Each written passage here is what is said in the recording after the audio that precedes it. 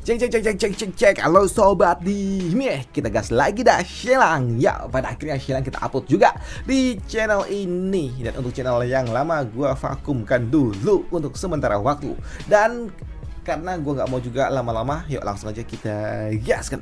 Preview sedikit dari part sebelumnya. Saat ini Perdana Menteri dia mendapatkan sebuah protes dari cucunya untuk dapat melakukan sebuah penyelidikan tentang ujian kekaisaran karena dia tidak terima jika dia kalah dari Pak Tua Lan si pengemis tua. Tapi di sini untuk Pak Tua Perdana Menteri dia pun memberikan hasil karya dari Pak Tua Lan, dan setelah dibaca di sini Tuan Muda Azu dia pun setuju kalau dia kalah dari Pak Tua Lan, mengingat karya yang diberikan oleh Pak Tua Lan sungguh sangat amat luar biasa. Dan untuk kakeknya Perdana Menteri dia juga meminta kepada cucunya untuk tidak ikut campur di dalam urusan politik, dan dia meminta kepada cucunya pula untuk tidak berurusan dengan Shelang karena dia tahu Pak Tua Lan di baliknya ada Shelang, dan Shelang terlalu berbahaya untuk cucunya yang polos ini. Dan keesokan harinya terdapat sebuah pertemuan untuk para penasehat-penasehat kekaisaran. Dan sini untuk para penasehat ya pun berencana untuk dapat menuntut kepada kaisar untuk membubarkan Shelang dan juga kelompoknya, serta mendiskualifikasikan para pengemis itu karena mereka tidak terima jika mereka dikalahkan oleh para pengemis-pengemis gila itu. Dan ketika Perdana Menteri datang membuat orang-orang tua itu, mereka pun berpikir kalau Perdana Menteri akan ada di pihak dari mereka, mengingat cucu dari Perdana Menteri juga telah dipermalukan oleh Shelang, dan mereka berharap kalau Perdana Menteri akan ada di pihak dari mereka. Dan setelahnya pertemuan pun dilangsungkan, dan setelah pertemuan bahas permasalahan internal di sini, Qasim Lee dia pun mempersilahkan kepada para penasehat ataupun Perdana Menteri untuk melakukan sebuah tanya jawab dan juga menunjukkan aspirasinya kepada kaisar, yang membuat di sini Perdana Menteri dia pun langsung mengatakan kepada kaisar kalau dia ingin mengatakan sesuatu, melaporkan sesuatu, yang membuat kaisar dia pun mengizinkannya, di mana orang tua ini langsung to the point, di mana dia mengatakan kalau sebelumnya terjadi sebuah keributan setelah ujian kekaisaran diadakan, dan dia juga telah melakukan sebuah penyelidikan kalau di dalam ujian kekaisaran tidak ada kecurangan sekalipun, dan dia juga meminta kepada kaisar untuk dapat menghukum orang-orang yang telah membuat sebuah kekacauan yang menuduh kalau ujian kekaisaran penuh dengan kecurangan. Mendengar apa yang diucapkan oleh Pak Tua Perdana Menteri membuat orang-orang tua ini, para penasehat yang lainnya, mereka pun bingung kenapa tiba-tiba aja Pak Tua Perdana Menteri malah mendukung Shelang, padahal cucunya telah dikalahkan oleh Shelang. Apa yang sebenarnya terjadi? Kenapa dia malah mendukung Shelang dan juga para pengemis, bukan para cendekiawan? Pikir dari orang-orang itu. Tapi untuk kaisar dia pun tersenyum dengan apa yang dilakukan oleh Perdana Menterinya, dan dia bertanya kepada Perdana Menteri langkah bijaksana apa yang harus dia ambil. Dan dia juga bertanya kepada para penasehat yang lainnya apakah mereka memiliki pendapat lain dari Perdana Menteri, yang membuat di sini para penasehat lainnya mereka pun sempat bingung dan saling melirik satu sama lain tentang apa yang sebenarnya terjadi. Dan melihat Perdana Menteri dan juga kaisar yang ada di dalam satu pihak yang sama, membuat para penasehat mereka pun tidak punya pilihan lain selain setuju dengan apa yang disarankan oleh Perdana Menteri, yang membuat kaisar dia pun langsung mengutus pangeran ketiga untuk melakukan tugasnya membersihkan para pembuat masalah yang ada di luar sana. Selain itu juga di sini kaisar dia meminta kepada pangeran kelima untuk ikut bersama dengan pangeran ketiga membereskan urusan yang ada di luar sana, yang buat para penasehat yang lainnya mereka pun kesal kenapa kaisar malah melibatkan pangeran kelima, padahal dia adalah pangeran yang tidak perlu diakui. Begitu juga dengan pangeran ketiga, dia pun kesal dengan kaisar kenapa kaisar melakukan hal seperti ini. Dia juga tahu kalau ini semua dilakukan oleh kaisar karena kaisar memang sangat menyukai Shelang, dan Shelang adalah orang yang sangat menyebalkan bagi pangeran ketiga, mengingat mereka ada di pihak yang berlawanan karena Shelang mendukung pangeran kelima untuk memperebutkan tahtanya. Selain itu juga di sini untuk kaisar dia juga mengutus Qasim Lee untuk dapat membawa pasukannya untuk dapat menyingkirkan para pembuat onar yang ada di luar sana.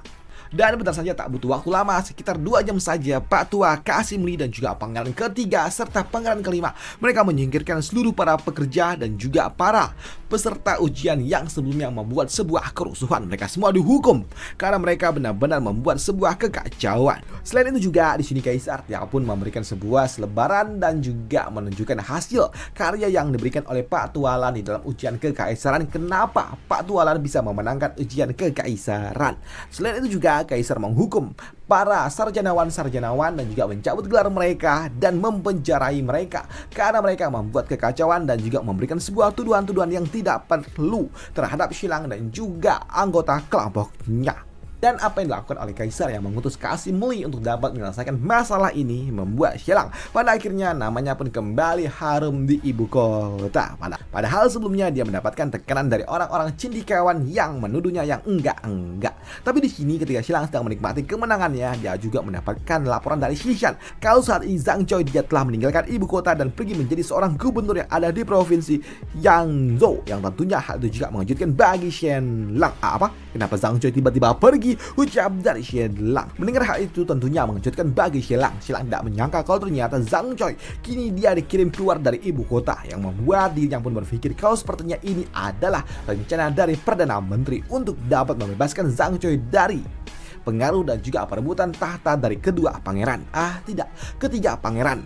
Dan untuk Xianlang, awalnya dia juga memiliki sebuah rencana untuk dapat membebaskan Zhang Choi dengan caranya sendiri, dengan cara mempromosikan Zhang Choi menjadi seorang gubernur dengan bantuan dari Pak Tua Bian Shao. Dengan cara begitu, maka Zhang Choi dapat lolos tetap berada di faksi dari Xianlang. Tapi dengan turun tangannya Perdana Menteri yang memutuskan akses itu dan juga menyingkirkan Zhang Choi menjadi gubernur yang ada di provinsi perbatasan, membuat dirinya berpikir kalau sepertinya Pak Tua Perdana Menteri sangat-sangat tajam. Dia ingin membebaskan Zhang Choi dari perebutan tahta, tapi dia ingin Zhang Choi menjadi bagian dari Xianlang, yang membuat Xianlang dia pun tahu kalau Pak Tua Perdana Menteri sangat-sangat ahli dalam hal berpolitik, pikir dari Xianlang. Tapi ya sudahlah, karena saat ini Zhang Choi dia akan berada di posisi yang netral, tidak mendukung pangeran ketiga ataupun Xianlang, membuat dirinya berpikir kalau sepertinya ya udah biarkan saja, pikir dari Xianlang. Namun untuk Kaisar yang tahu kalau Zhang Choi pada akhirnya disingkirkan untuk berada di posisi yang netral, tidak mendukung Xianlang ataupun pangeran ketiga, membuat Kaisar dia pun tahu kalau Xianlang pasti akan sangat bersedih. Dimana Kaisar dia mengutus Pak Tua Qasim Li untuk dapat memberikan gelar kepada orang-orang dari Xianlang. Mereka mendapatkan gelar bangsawannya, walaupun ya memang bangsawan kecil, tapi setidaknya Kaisar dia berharap ini dapat membuat Xianlang sedikit menghibur hati dari Xianlang, pikir dari Kaisar. Sedangkan di sudut lainnya, saat ini di kediaman dari Putra Mahkota, saat ini Putra Mahkota dia pun bertanya kepada selirnya bagaimana bisa Xianlang dia memenangkan ujian kekaisaran. Dan untuk selirnya dia pun mengatakan kalau dia mendapatkan semua informasi kalau Xianlang dia membawa orang-orang yang memiliki garis keturunan khusus hingga membuat Xianlang dapat memenangkan ujian kekaisaran. Ucap dari selirnya itu. Mendengar hal itu membuat di sini salah satu penasehat dari pangeran ataupun Putra Mahkota dia pun bertanya apakah mereka tidak bisa menyingkirkan orang-orang itu, mengingat orang-orang itu memiliki garis keturunan khusus yang telah menjadi incaran dari kekaisaran Yan Agung. Tapi sayangnya di sini selir ini dia mengatakan kalau itu semua tidaklah semudah itu, mengingat mereka juga didukung oleh putri pertama dari kekaisaran, yaitu Putri Ning Han. Karena orang-orang yang memiliki garis keturunan khusus, mereka juga telah mendapatkan sebuah dukungan juga pelindungan berkat bantuan dari Putri Ning Han, di mana Putri Ning Han juga pergi menuju sekte-sekte besar untuk dapat memberikan sebuah pelindungan kepada orang-orang yang memiliki garis keturunan khusus. Jadi mereka nggak bisa menyingkirkan orang-orang itu begitu saja. Ucap dari selir itu yang membuat di sini Putra Mahkota dia pun sedikit kesal dengan itu semua, dan dia juga cukup menyayangkan karena Xianlang mendapatkan orang-orang yang memiliki garis keturunan khusus. Dan di sini untuk Putra Mahkota dia juga bertanya kenapa Kutu Huan masih dapat bertahan hidup. Bukankah dia telah mengutus selir ini untuk dapat menyingkirkan Kutu Huan, tapi kenapa dia saat ini malah bekerja untuk Xianlang? Namun untuk selir ini dia mengatakan kalau dirinya telah salah dan juga ceroboh hingga membuat dirinya gagal dalam menjalankan tugas yang diberikan oleh Kaisar, hingga membuat dirinya pun langsung dihajar oleh Kaisar. Dan di sini Kaisar dia pun benar-benar kesal dengan selirnya ini yang telah gagal berulang kali dalam menjalankan tugas yang telah dia berikan. Lah, kok Kaisar sih? Putra Mahkota, aduh. Dan setelah gagal dalam menjalankan tugasnya berulang kali di sini, Putra Mahkota dia pun kembali memberikan sebuah tugas terakhir, kesempatan terakhir kepada selirnya ini untuk dapat mengurus Kutu Huan yang saat ini ada di kediaman dari Xianlang dan juga pangeran kelima. Dan dia juga tahu kalau sebelumnya Kaisar mengeluarkan sebuah dekret untuk dapat menangkap Kutu Huan, dan dengan dekret itu harusnya mereka dapat menangkap Kutu Huan secara resmi. Ucap dari Putra Mahkota. Sedangkan di sudut lainnya, saat ini untuk Xialang, dia pun pergi menemui Kaisar dan menghadap kepada Kaisar. Nah di sini Kaisar dia pun tahu kedatangan dari Xialang adalah untuk dapat menemui dan juga menebus serta menagih janji yang telah dia berikan sebelumnya. Yang membuat Kaisar dia pun mengatakan kalau dia akan memberikan Xialang 2000 pasukan. Dan Kaisar pun mengizinkan kepada Xialang untuk dapat memilih pasukan mana yang akan dia bawa. Tapi untuk Xialang dia meminta kepada Kaisar untuk memberikan dirinya lah yang memilih pasukannya sendiri, merekrut pasukannya sendiri yang tentunya hal itu tidak mungkin dapat diterima oleh Kaisar karena itu hanya akan memakan waktu yang sangat-sangat lama. Tapi untuk Xialang dia meminta kepada Kaisar untuk tetap membiarkan dirinya merekrut pasukannya sendiri. Dengan begitu maka dia bisa membentuk pasukan yang tidak terkalahkan dalam waktu yang sangat singkat. Walaupun hal itu tetap tidak dapat diterima oleh Kaisar karena memilih dan juga membentuk pasukan sendiri itu membutuhkan waktu yang sangat-sangat lama. Sudah ambil aja yang udah ada, ucap dari Kaisar. Tapi untuk Xialang dia pun mengatakan kalau dirinya tetap tidak mau, dia tetap dia akan memilih pasukannya sendiri. Bahkan saat ini Xialang dia juga menyarankan kepada Kaisar untuk melakukan acara perburuan bersama dengan Kekaisaran Chu, ucap dari Xialang. Dan untuk acara perburuan itu sendiri sebenarnya itu hanyalah sebuah kompetisi untuk dapat menghindari konflik yang sangat-sangat besar. Jadi mereka akan mengadakan sebuah acara kecil-kecilan, perselisihan ataupun kompetisi kecil untuk sebuah hasil yang besar untuk dapat meminimalisir konflik besar. Jadi mereka akan mengadakan sebuah pertempuran kecil-kecilan aja, tapi itu tetap memberikan hasil yang sangat-sangat luar biasa, dimana hasilnya itu juga akan menentukan seperti hasil dari sebuah perang besar. Dimana Xialang dia mengatakan Kaisar hanya perlu mengadakan acara itu dan menggunakan 2000 pasukan yang telah dia siapkan. Dengan begitu maka dirinya siap untuk dapat menghadapi 4000 bahkan 5000 hingga 10.000 pasukan yang dimiliki oleh kerajaan Chu. Dengan begitu maka di acara perburuan mereka akan menang besar, ucap dari Xialang yang gak mungkin dapat diterima oleh Kaisar. Bagaimana mungkin bisa menang? Mereka hanya 2000 sedangkan lawannya ada di 10.000. Lantas bagaimana jika kita kalah? Ucap dari Kaisar. Kalau kalah ya nggak mungkin kalah, ucap dari Xialang yang nggak mungkin dapat diterima oleh Kaisar.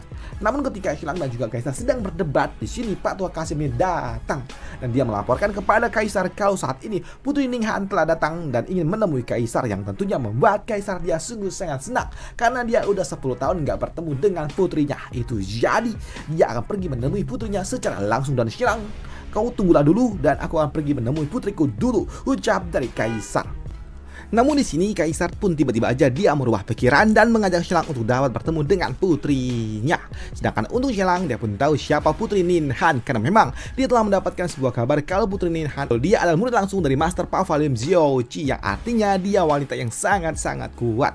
Selain kuat, dia juga adalah wanita yang sangat-sangat cantik, yang tentunya hal itu juga menarik perhatian bagi Xialang. Dia ingin tahu betapa kuatnya dan juga cantiknya Putri Ninghan itu, pikir dari Xialang. Dan benar saja ketika Xialang melihat wanita itu, dia pun juga cukup kagum dengan tubuh profesionis yang dimiliki oleh wanita ini. Dia sungguh indah, ucap dari Xialang. Tapi ketika Xialang mencoba untuk dapat memindai kekuatan yang dimiliki oleh wanita itu, di sini dia pun menyadari kalau ternyata wanita itu dia memiliki garis keturunan yang sangat-sangat murni, hingga membuat Xialang dia pun tahu kalau wanita ini sangat amat kuat. Ini garis keturunannya sama dengan Dansha, yang artinya dia sangat kuat, apalagi dia telah berlatih selama 20 tahun di Pavilion Zhouqi, yang artinya seberapa kuatnya dia sekarang, pikir dari Xialang. Dan di sini Xialang dia juga menyapa Putri Ninghan, dan untuk Putri Ninghan dia pun tahu siapa yang ada di depannya ini. Jadi apakah kau yang bernama Xialang, ucap dari Putri Ninghan. Namun di sini karena memang Putri Ninghan dia ingin bertemu dengan bapaknya dulu, di sini dia pun meninggalkan Xialang begitu saja dan dia pergi bersama dengan raja ataupun kaisar.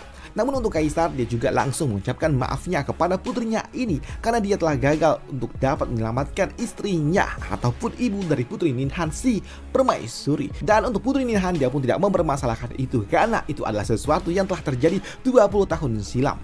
Namun di sini untuk Kaisar dia juga bertanya bagaimana kabar dari putrinya setelah 10 tahun dia berlatih di luar sana. Dan untuk Putri Ninghan dia mengatakan kalau dirinya selama 10 tahun terakhir melakukan sebuah penggalian di area reruntuhan kuno, yang tentunya hal itu juga menarik perhatian bagi Kaisar. Tapi untuk Putri Ninghan dia mengatakan selama 10 tahun itu nggak banyak yang dia dapatkan karena memang area reruntuhan kuno adalah area yang sangat-sangat sulit untuk dapat ditemui dan juga dieksplorasi, ucap dari Putri Ninghan. Namun di sini untuk Kaisar dia juga mengatakan kepada putrinya kalau ada pangeran dari kerajaan Dagan yang ingin melamar Putri Ninghan. Tapi sayangnya di sini Putri Ninghan dia pun tidak tertarik dengan itu semua. Dia hanya ingin fokus dulu di dalam latihannya. Tapi untuk Putri Ninghan dia juga bertanya kepada Kaisar lantas bagaimana kabar dari adiknya yaitu Putri Ningyan, yang membuat Kaisar dia pun mengatakan bagaimana penampilan dan juga penilaian dari Shenlang. Ucap dari Kaisar yang membuat Putri Ninghan dia mengatakan kalau Shenlang adalah salah satu pria yang cukup tampan. Ucap dari dirinya yang membuat Kaisar dia pun membenarkannya. Dan inilah masalahnya, di mana Kaisar mengatakan kalau adiknya yaitu Putri Ningyan dia sangat menyukai Shenlang. Tapi yang menjadi masalahnya, Shenlang dia adalah suami dari seseorang dan Putri Ningyan adalah istri dari seorang pangeran, yang membuat Putri Ninghan dia pun menyadari betapa rumitnya urusan cinta-cintaan seperti ini. Namun di sini untuk Putri Ninghan dia juga tahu kalau yaitu Yung Menze dia juga udah mencoba untuk dapat membujuk Pangeran Lian untuk dapat melakukan perpisahan ataupun perceraian dengan Putri Ningyan. Tapi sayangnya dia juga dihalangi oleh salah satu selir dari raja yaitu selir Yin, dan hal itu pun membuat Kaisar menyadari kalau sepertinya urusannya agak sedikit merepotkan. Tapi untuk Putri Ninghan dia mengatakan untuk tidak perlu khawatir, dan untuk urusan-urusan percinta-cintaan seperti itu biarlah dia yang mengurusnya nanti, ucap dari dirinya. Namun di sini untuk Kaisar dia juga mengatakan kepada putrinya ini untuk dapat menginap selama beberapa hari karena putrinya udah 10 tahun enggak pulang. Tapi untuk Putri Ninghan dia mengatakan kalau dirinya enggak bisa menginap untuk saat ini. Dia masih menjalankan tugasnya. Tapi nanti ketika urusan dalam mencari reruntuhan kuno udah selesai, maka dia dapat kembali, dan dia juga berjanji akan menginap selama 2 hari di tempat ini. Yang tentunya hal itu juga membuat Kaisar dia cukup senang. Sedangkan di sudut lainnya saat ini untuk Pangeran kelima dia pun mendapatkan sebuah kunjungan dari Gubernur Tian Yue yang datang untuk mencari Kutu Huan. Tapi untuk Pangeran kelima dia mengatakan kalau Kutu Huan gak ada di tempat ini. Dan karena nggak penting juga, pada sore harinya Shenlang dia pun langsung mengadakan acara pertemuan dengan beberapa orang-orang elit yang ia miliki, yaitu Pangeran kelima, Kutu Huan, dan juga Pak Tua Pengemis Lan. Dan di sini Shenlang mengatakan kalau dirinya membutuhkan tempat area berlatih untuk pasukan baru yang akan mereka miliki. Di mana Shenlang dia mengatakan kalau mereka akan menempati wilayah yang disebut sebagai area Beiyuan, yang merupakan tempat yang biasanya digunakan oleh Kaisar untuk dapat berburu. Dan di tempat itulah Shenlang dia pun berencana untuk dapat menjadikan tempat itu sebagai area latihan dari pasukan baru mereka. Dan itu juga membuat Pangeran kelima yang mendengarnya dia pun bersedia untuk dapat meminta tempat itu kepada Kaisar secara langsung. Tapi untuk Shenlang mengatakan untuk tidak perlu melakukannya karena dia tahu jika Pangeran kelima yang meminta izin kepada Kaisar yang ada nggak dapat tempat. Mengingat Kaisar sangat tidak menyukai Pangeran kelima, jadi biarlah Shenlang yang melakukannya, ucap dari Shenlang yang membuat Pangeran kelima dapat paham betul dengan apa yang dimaksud oleh Shenlang. Mengingat Kaisar memang sangat tidak menyukai dirinya. Tapi ya sudahlah, di sini Shenlang nggak peduli dengan itu semua. Di mana Shenlang mengatakan kalau dirinya harus menjalankan beberapa tugas, di mana tugas pertamanya adalah cari tempat untuk dapat berlatih dan selanjutnya mengumpulkan 2000 pasukan baru sesingkat mungkin, ucap dari Shenlang yang membuat Kutu Huan dia pun mengatakan kalau dia akan membawa 200 pasukan yang ada di bawah kendalinya, yang ada di bawah komandonya. Dan hal itu pun juga diterima oleh Shenlang, di mana Shenlang mengatakan kalau dia akan membagi 200 pasukan itu untuk 100 dijadikan pasukan intelijen dan 100-nya lagi akan bekerja langsung di bawah dari Kutu Huan, dan sisanya mereka akan merekrut pasukan baru, yang membuat Pengemis Lan dia mengatakan jika itu terjadi bukankah itu akan sangat sulit mengingat mereka tidak memiliki kekuatan politik ataupun uang yang banyak untuk dapat merekrut pasukan-pasukan elit. Dan hal itu pun dibenarkan juga oleh Shenlang. Tapi Shenlang mengatakan kalau dirinya tidak akan merekrut orang-orang biasa, di mana dia akan merekrut orang-orang yang memiliki garis keturunan murni. Di mana Shenlang dia juga mengatakan kalau sebelumnya Kaisar sempat menawarkan 2000 pasukan elitnya untuk dapat bergabung dengan kelompok mereka. Tapi Shenlang dia pun menolaknya karena dia ingin merekrut pasukannya sendiri yang memiliki garis keturunan murni, yang membuat Patualan dia pun mengatakan kepada Shenlang kalau akan sangat sulit bagi mereka untuk dapat mencari orang-orang yang memiliki garis keturunan khusus seperti mereka.